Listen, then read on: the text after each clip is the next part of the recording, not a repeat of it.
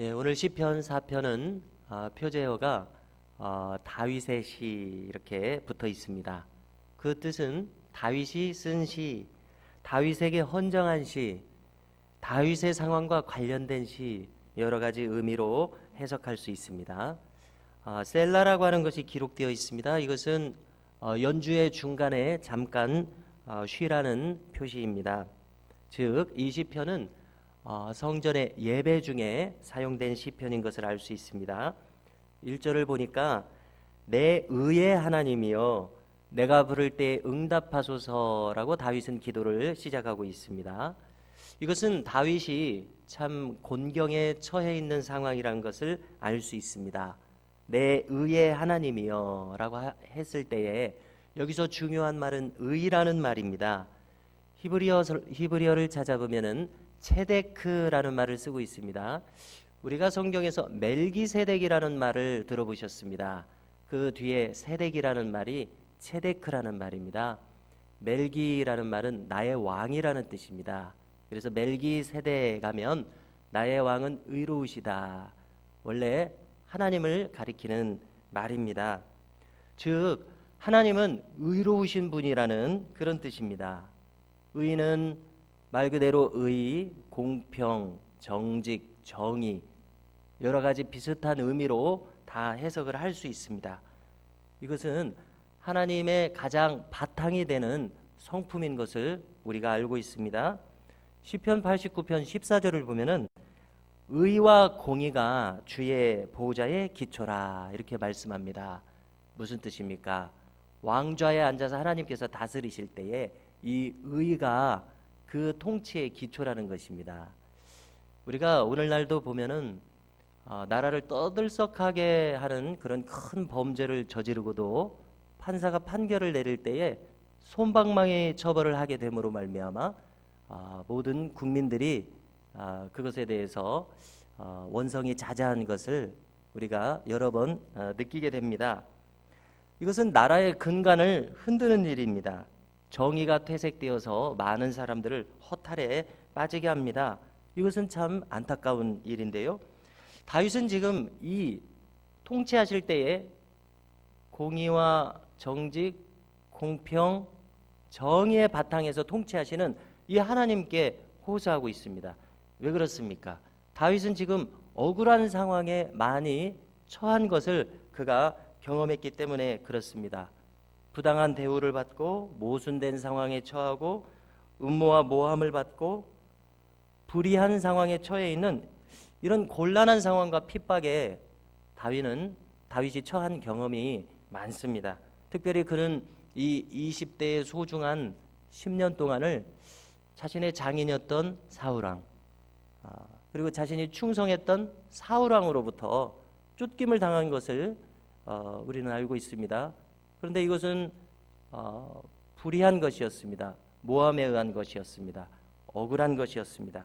그런 10년 동안이나 이렇게 당했습니다. 그가 이스라엘 안에서 설 수 있는 땅은 참으로 비좁은 것이었습니다. 그는 막다른 골목에 궁지에 몰리는 때가 많았습니다. 그러면은 그는 하나님 외에는 의지할 곳이 없는 사람으로 살았던 것입니다. 그래서 그는 의의 하나님께 호소합니다. 이어지는 구절을 보니까 곤란 중에 나를 너그럽게 하셨사오니 이렇게 기록되어 있습니다. 알아들을 수 있기는 한데 정확하게 무슨 뜻인가 하는 의문을 주는 번역입니다. 원어의 뜻을 가깝게 살펴본다면 좁은 곳에 있는 나를 넓은 곳으로 나오게 하셨다 이런 뜻입니다.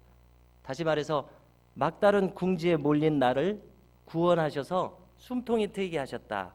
이렇게 해석할 수 있는 것입니다. 위기에서 하나님께서 구원해 주신 것을 가리킵니다. 자, 다윗이 평생 경험한 하나님은 자기를 구원해 주시는 하나님입니다.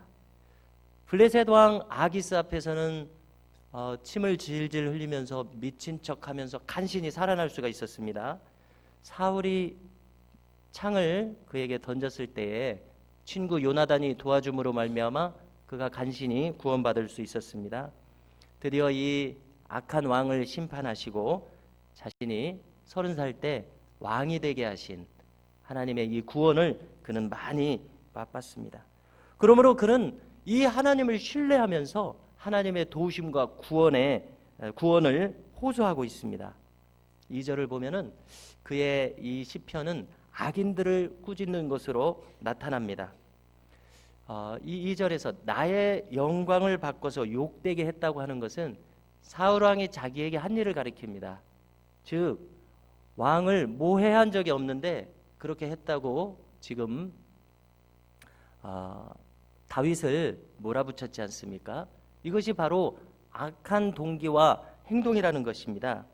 그래서 이렇게 악한 도모는 결국은 그 결국을 볼 때에 헛된 일이고 거짓된 것이라고 그는 꾸짖는 것입니다.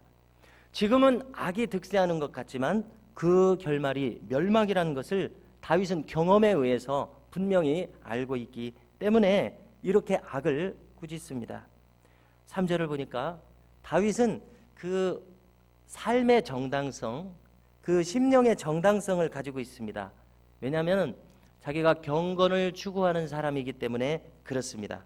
하나님께서 자기를 인정해 주실 것을 그는 믿어 의심치 않습니다. 자기가 기도하면 하나님께서 들으실 것이다. 그는 이렇게 확신하고 있습니다. 성도 여러분, 우리도 마찬가지입니다. 하나님과 신뢰관계를 빼면 우리 크리스찬의 자산은 아무것도 없다고 생각합니다. 내가 하나님 편에 있기 때문에 내가 기도하면 하나님께서 들으신다는 확신이 우리 가운데 있기를 간절히 바랍니다. 4절을 보니까 다윗은 인간의 본성에 호소합니다. 자, 우리가 보통의 사람들이라면은 잠자리에 들기 전에 우리의 하루 동안의 삶을 성찰하게 됩니다. 고요한 시간이 되어서 우리의 마음을 돌아보기에 좋은 시간입니다. 자기의 양심이 깨어있기에 좋은 시간입니다. 잠자리에 들기 전이 아니라도 좋습니다. 어느 때라도 우리가 하루 중에 자기의 마음을 돌아볼 수 있는 시간을 가진다고 하는 것은 우리의 마음에 참으로 좋은 일입니다. 자기의 양심을 성찰할 수 있는 이 시간에 다윗은 강력하게 권고합니다. 떨며 두려워하라고 권고합니다. 두려워하라고 말합니다. 자기 양심의 소리를 한번 들어봐라. 그리고 하나님 앞에서 두려워해라. 자기가 거짓말을 하고 있는지, 자기가 지금 술수를 쓰고 있는지 아닌지 자기를 성찰해봐라. 자기의 양심에 귀를 기울여봐라. 이렇게 호소합니다. 그 경건한 루터파 가정의 출신이었던 그 임마누엘 칸트라고 하는 분이 유명한 말을 남긴 것이 있습니다. 그것은 무엇이냐면은 인간에게 두 가지 부인할 수 없는 것이 있다는 것입니다. 하나는 저 밤하늘에 하늘을 쳐다보면은 별이 반짝거린다는 거예요. 그것을 누가 부인하겠느냐는 것이고, 그리고 자기의 마음속을 보면은 양심의 빛이 반짝거리고 있다는 것입니다. 그것을 누가 부인하겠느냐는 것입니다. 양심에 깨어있으라는 그런 철학자의 말이 되겠지요. 그래서 다윗도 오늘 이 시편에서 말하고 있는 것입니다. 떨면서 두려워해라. 잠자기 전에 네 양심의 소리를 들어봐라. 그래서 이어지는 5절에서 그러므로 의의 제사를 드리고 여호와를 의지하라. 인간이라면 이렇게 살아야 한다. 그는 노래한 것입니다. 6절을 보면은 사람들은 참 기준이 없이 살아갑니다. 우리에게 선을 보일 자 누구뇨?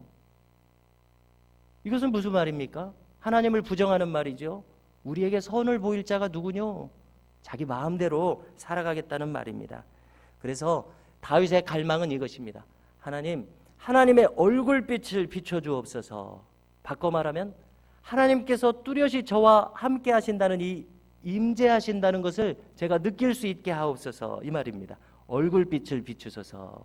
하나님 얼굴을 본 것처럼 그 하나님의 임재를 주옵소서. 하나님께서 함께 하신다는 증거를 주옵소서. 그는 이렇게 구하고 있습니다. 요한 웨슬레가 임종시의 한 말이 너무 유명한 말이어서 우리에게 전해지고 있습니다. 그는 자기 주변에 임종을 둘러싸고 있는 사람들한테 말했습니다. 내가 지금 참으로 마음이 좋은 마음입니다. 제가 지금 무엇이 좋은지 아세요? 사람들이 궁금해합니다. 그래서 말했습니다. 지금 하나님이 저와 함께 하신다는 것이 느껴집니다.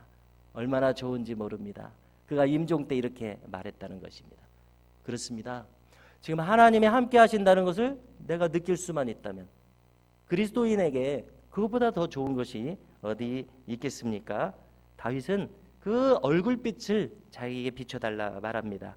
이 얼굴빛은 7절에 보니까 고대의 농경사회에서 포도와 포도즙을 수확하는 그 풍년이 들었다는 것보다 고대 사회에서 좋은 것이 어디 있습니까?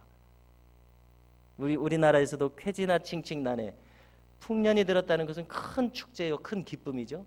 근데 다윗은 지금 뭐라고 말하냐면 그렇게 큰 포도밭에 그렇게 큰 소출이 있었어도 그거보다 하나님이 함께 하신다는 그것이 더 좋다. 그런 이렇게 고백하고 있는 것입니다. 할렐루야. 8절을 보면 오늘 말씀의 결말입니다. 8절 말씀을 찾으셔서 함께 읽겠습니다. 내가 평안히 눕고 자기도 하리니 나를 안전히 살게 하시는 이는 오직 여호와이시니이다. 아멘.